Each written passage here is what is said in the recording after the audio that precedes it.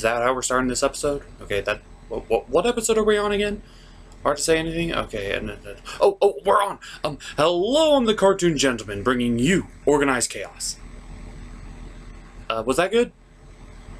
Oh, okay, that was good? Okay. Well, the CMC have definitely gotten a lot of screen time as of late. 3 episodes in a row! 3! That is unheard of for them. So, we had Sweetie Belle, we had Scootaloo, I guess now it's Apple Bloom's turn. So, without further ado, My Little Pony, Season 7, Hard to Say Anything. Go. The episode begins where Apple Bloom is doing chores and Scootaloo and Sweetie Belle show up with a box full of discarded costumes from a talent show that happened in Season 1. Good continuity there. But no time for that, as it turns out, something's up with Big Mac. Apples. Are you making another delivery to Starlight's old village? Yup. I wonder what could have gotten into Big Macintosh lately that'll make him need to go so many times to Starlight's old village. It's probably not a cliche, right? I'm going to assume yes. With so many frequent trips to Starlight's old village, the Cutie Mark Crusaders get into their heads that something's going on with Big Mac. So instead of confronting him about this, they decide to sneak into his wagon and travel across country. And I'd like to reiterate one last time. Where are their parents? No child supervision. Seriously, anyone else would get so in trouble for this. And so they end up in Starlight's old village, which I'm just going to refer to as Equal Town right now, as Big Macintosh shows his poor vision skills and completely overlooks the fact that there are 3 extra ponies inside his apple wagon. Oh, so now I see. The reason there's no parental supervision is because all ponies have poor eyesight. Okay, that makes sense. Oh wait, no it doesn't. So our 3 fillies observe to see what exactly Big Macintosh is up to. As it turns out, he's got a lady friend. You hear that sound? That's the sound of all the battleships of Big Mac X whoever getting ready to fight. Sure is nice seeing you again so soon. Yup. It was a long and desperate fight. The Cheerily X Big Mac shippers, the Fluttershy X Big Mac, and the Big Mac X Pinkie Pie sister fought valiantly, but they couldn't handle the onslaught of people riding in, the first real crush of the series for Big Mac.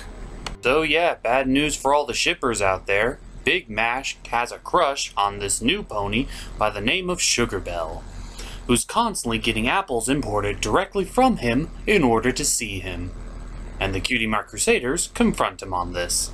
You have a crush on Sugar Belle. Yup. And the funny thing is, he is not even hiding it. He just flat out says he's got a crush. Bad news for you. Yarg, but good news for me. More ships to sail. Yarg. Someone's gonna have a field day. But when it's discovered that Sugar Belle doesn't have any idea that Big Mac feels the same way, the Cutie Mark Crusaders offer their assistance, where Big Mac is quick to reply, Okay. wow, that was easy. So Big Mac's going to say he likes this girl. I'm sure nothing at all is going to happen to him.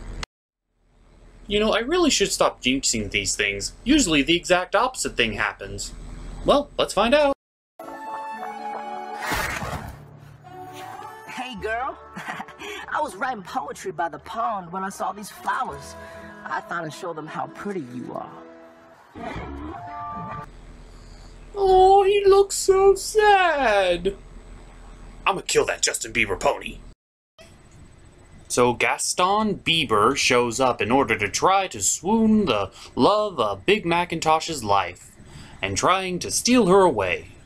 His smooth antics look like they impress most females, but unfortunately for him, Big Mac has an ace in the hole. The Cutie Mark Crusaders are more than willing to help, where he responds, No love potions!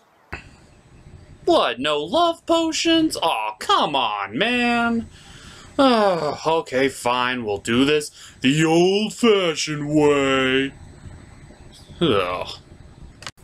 And so the Cutie Mark Crusaders try to use a fairy tale book in order to get Big Macintosh laid, because if it worked in a fantasy novel, it must work in real life.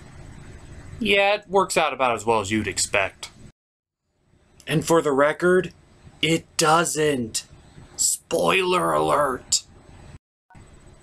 But to be fair, Gaston Bieber isn't faring so hot in this department as well, trying everything that Big Macintosh is trying, except trying to upstage him in every way. Yeah, this guy's kind of a jerk. I mean, they're trying every trick in the book, quite literally, in order to get Sugar Belle to fall in love with them. It's gonna come down to them singing. Of course, they would never let Big Macintosh over an open mic.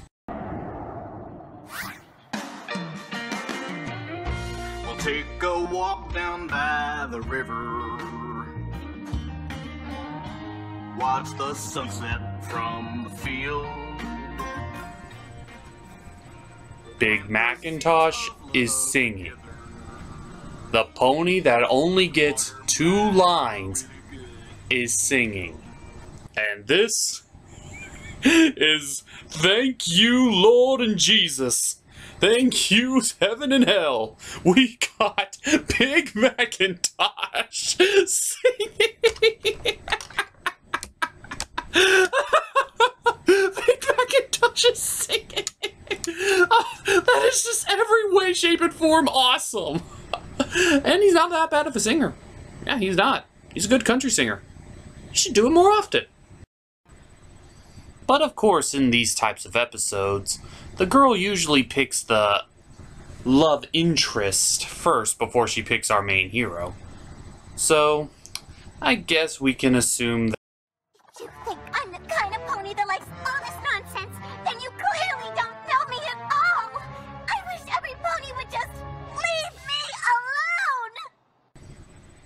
Or she could read the writing on the wall and tell them both to get the fuck out for destroying her shop. I got to admit, I did not see that one coming. So, the Cutie Mark Crusaders and Big Mac are kind of walking the road of defeat to realizing that, yeah, we screwed up. Well, things can't get any more worse than rock bottom, right? But this is a My Little Pony episode. It must have a happy ending. Quick, cue the MacGuffin. They discover, what I pointed out earlier, was that things in fantasy don't work in reality, and that if they want to woo her, they have to do something genuinely nice of something that what she wants. So what do? They repair her shop and make it actually better than before. And I assume now all is for... I shouldn't jinx it. It's already a happy ending. And so Big Mac gets with Sugar Belle, the Cutie Mark Crusaders have a triumphant victory, and Gaston Pony is forced to go with the runners-up. Huh. Jeez, he is Gaston the Pony. He has those 3-town hookers looking him up. But as it turns out, Gaston Bieber is just as confused as Big Mac when it comes to talking to women, and only did what Big Mac did because the Cutie Mark Crusaders told him to do it. Huh. I'm here for you, Featherbranks. No one really understands women. But I do understand that this episode is nothing but a huge cliche of itself. All 3 of the Cutie Mark Crusader episodes suffer from being a cliche, so it makes no difference that this one is a cliche as well. But I will have to give it credit where credit is due. It does do a couple of things differently.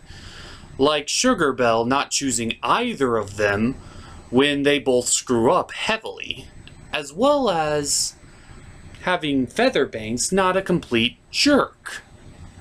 So it does do a few things differently, but not enough from saving it from being just a meh to bleh episode.